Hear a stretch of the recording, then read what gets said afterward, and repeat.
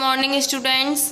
हमारा सब्जेक्ट है pharmaceutic first और जैसा आप सबको पता है कि अब इसके कुछ टेस्ट होंगे तो जिसमें आपका सबसे फर्स्ट चैप्टर है और उसके कुछ क्वेश्चंस हैं जिसमें आपका फर्स्ट क्वेश्चन है define following doses forms with suitable examples. Means आपके इसमें कुछ टर्म्स दे रखी हैं, उनकी आपको डेफिनेशंस लिखनी है और साथ में उनके एग्जांपल्स। जैसे आपका है cream, capsule, gel, extract, glycerine, effervescent granules, lozenges, paints. तो इन सब की आपको डेफिनेशंस बतानी है और साथ में एग्जांपल्स भी देने हैं। जैसे कि क्रीम्स के एग्जांपल आपके क्या हैं, सिट्रीमाइड क्रीम, हाइड्रोकॉर्टिसोन क्रीम। इसी तरीके से आपके कैप्सूल्स में आप विटामिन ए के कैप्सूल, विटामिन बी कैप्सूल्स, ठीक है। इसी तरीके से आपके और भी जो हैं जेल्स हैं, आप उसका एग्जाम्पल है आपका एल्यूमिनियम हाइड्रोक्साइड जेल। इसी तरीके से बाकियों के भी एग्जाम्पल्स आपको डेफिनेशन के साथ में देने हैं। और ये क्वेश्चंस आपका कितने नंबर में आता है, 16 नंबर में आता है आपका ये क्वेश्चंस, ठीक है। तो आपको उसी के अकॉर्डिंग इसमें पेज भी मेंशन करने हैं। डेफिनेशंस हैं, ज़्यादा बड़ी नहीं होंगी बट एटलीस्ट कम से कम आप 4 पेज तो कवर करें इस क्वेश्चंस में।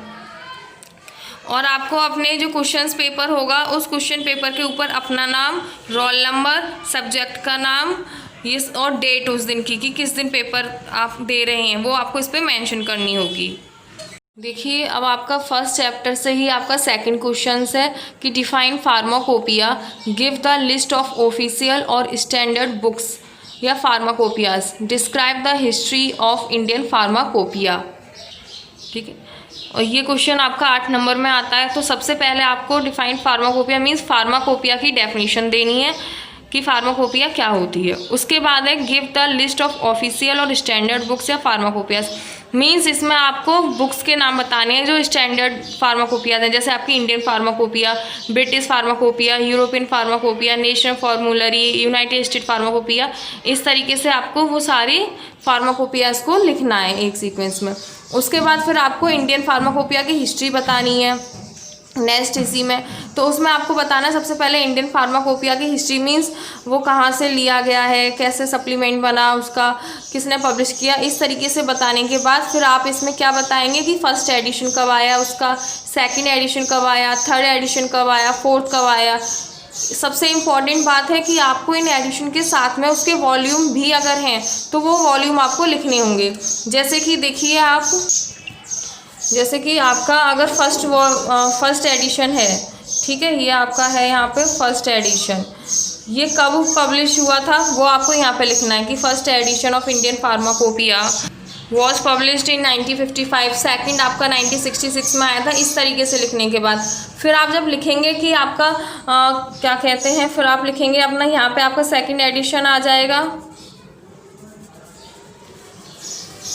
ठीक है। इस तरीके से आगे आप लिख देंगे। फिर आपका यहाँ पे थर्ड एडिशन आ गया कि आपका थर्ड एडिशन कब पब्लिश हुआ था, जैसा आपका third edition of Indian pharmacopoeia was published in 1985। इस तरीके से आप लिखेंगे। फिर आप उसके वॉल्यूम बताएंगे क्योंकि थर्ड एडिशन में आपके वॉल्यूम भी हैं।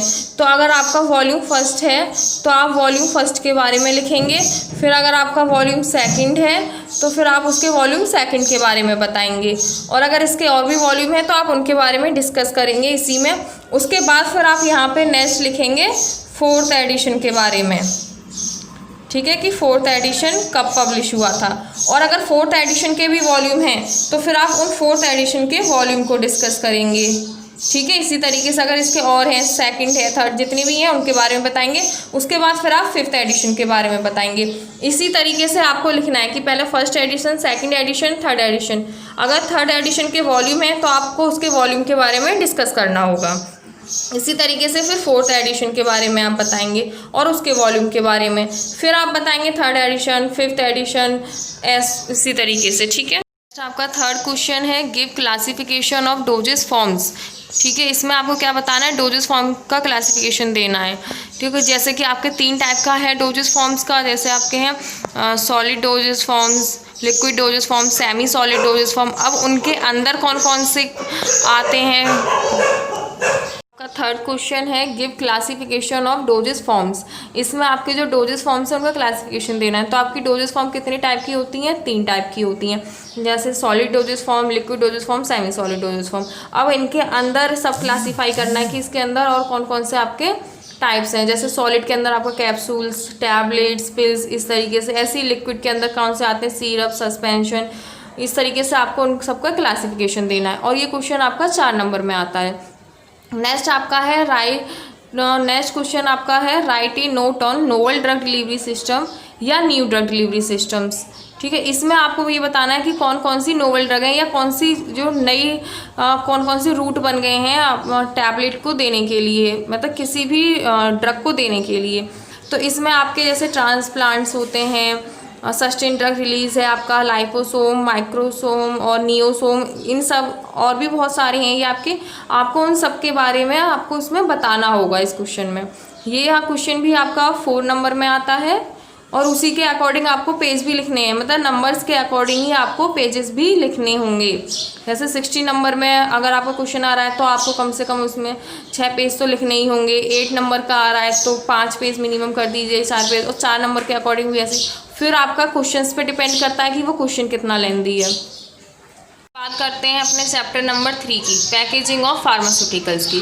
तो इसमें जो क्वेश्चंस है, देखिए फर्स्ट क्वेश्चन है define different plastics used in the formulations of pharmaceutical containers. ठीक है, इसमें हमें प्लास्टिक के डिफरेंट टाइप्स के बारे में बताना है कि प्लास्टिक कितने टाइप की होती है, और उस जैसे आपका है फर्स्ट थर्मोस्टेटिक, दूसरी थर्मोप्लास्टिक, तो इनके अंदर भी इसके सब टाइप्स हैं, उन सब के बारे में आपको इसमें लिखना होगा।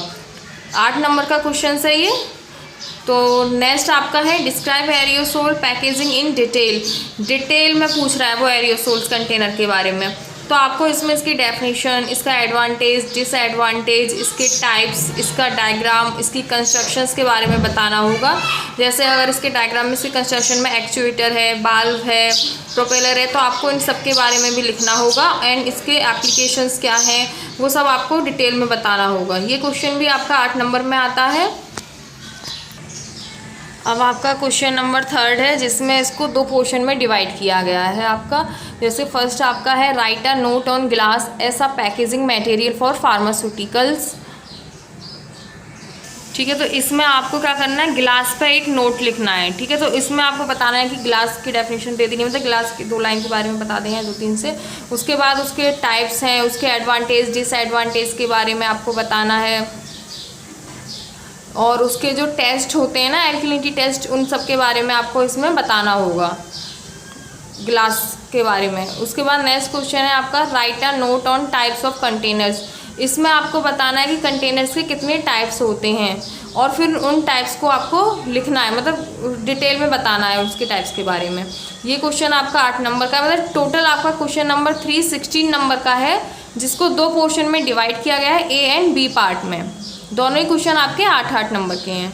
नेक्स्ट आपका 4th क्वेश्चन है write a short note on the limit test of alkalinity of glass. देखिए यहाँ 3rd क्वेश्चन में आपका ग्लास के बारे में पूरा डिटेल में पूछा गया है, लेकिन वहीं पर एक अलग से क्वेश्चन भी आ सकता है आपका limit test of alkalinity of glass. तो इसमें सिर्फ आपको ग्लास के लिमिट टेस्ट बताने हैं, जो आपके 2 हैं, वोल ग्लास टेस्ट और एक आपका है क्रस्ट ग्लास टेस्ट। तो सिर्फ उन दोनों के बारे में ही आपको इसमें लिखना होगा। नेक्स्ट आपका आता है 5th question advantage and disadvantage of glass containers. ये आपका 4 नंबर में है, जिसमें सिर्फ ग्लास कंटेनर्स के एडवांटेज और डिसएडवांटेज पूछे गए हैं। तो इसमें एटलीस्ट आपको एडवांटेज कम से कम 7-8 बताने हैं, इसी तरीके से डिसएडवांटेज भी कम से कम अप्रॉक्स 8-10 आपको बताने होंगे इस क्वेश्चंस में। ठीक है, आपका चैप्टर नंबर 3 में से यही क्वेश्चंस आपके इम्पोर्टेंट हैं, जिन पे आपको थोड़ा ज़्यादा फोकस करना होगा।